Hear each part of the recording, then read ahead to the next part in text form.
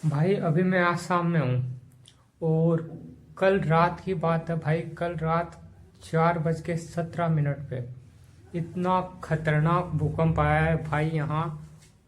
5.6 magnitude का। भाई मैं सो रहा था, मेरे साथ वाले भी सो रहे थे और हम अचानक से खड़े हुए। नींद खुली तो देखा पूरा घर हिल रहा है भाई, पूरा घर।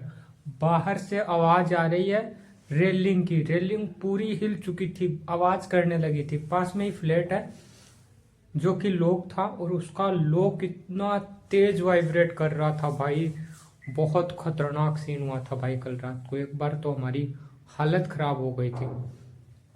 नॉर्थ ईस्ट में आने के बाद मैंने बहुत सारे भूकंप देखे हैं, लेकिन कल वाला जो महसूस किया था भाई, बहुत खतरनाक भूकंप था। हालत खराब हो गई थी। एक चीज दिखाता हूँ आप लोगों को, देखो। ये देखो भाई, इस दीवार के ऊपर बिल्कुल दरार ही आ गई है भूकंप के कारण। इतना खतरनाक भूकंप था। और जब दीवार पे क्रैक आ गया तो सोच सकते हो, समझ सकते हो कितना खतरनाक भूकंप था। सोचो यार, दीवार के अंदर क्रैक आ गया, कितना खतरनाक भूकंप होगा। हालत खराब हो गई थी भाई कल रात को। रात को फिर से सीधा भाई समझ नहीं आ रहा था। अब सेकंड फ्लोर है, भागने से भी कोई फायदा नहीं है। अगर बिल्डिंग गिरी तो कुछ नहीं कर सकते उसमें। लेकिन थोड़ी देर बाद फिर सोचा थोड़ा नीचे चला जाना चाहिए, क्योंकि भूकंप क्या होता है, पहली बार आता है, फिर दूसरा फिर से आता है थोड़ी देर बाद और बहुत तेज आता है। तो हम दोनों साथ वाले चले गए नीचे थोड़ी देर के लिए ग्राउंड फ्लोर पे और थोड़ा वेट किया।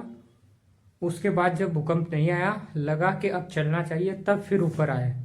और जो ना रात को फिर सोए तो लग रहा था भाई, नॉर्थ ईस्ट में आने के बाद ऐसे जो भूकंप बहुत देखे, लेकिन रात वाला तो भाई बहुत खतरनाक था।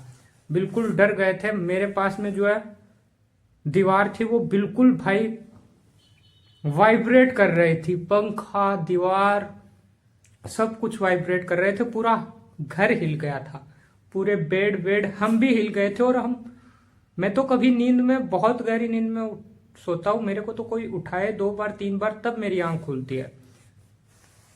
अब आप इससे अनुमान लगा लो, इतना खतरनाक भूकंप था कि एक बार में ही इतना ज्यादा आवाज, वाइब्रेशन, पूरा घर हिला, सब कुछ हिला और मेरा नींद खुल गया और मैं गहरी नींद में था। भूकंप की फ्रीक्वेंसी बहुत ज्यादा है भाई, 5.6 मैग्नीट्यूड। खतरनाक भाई।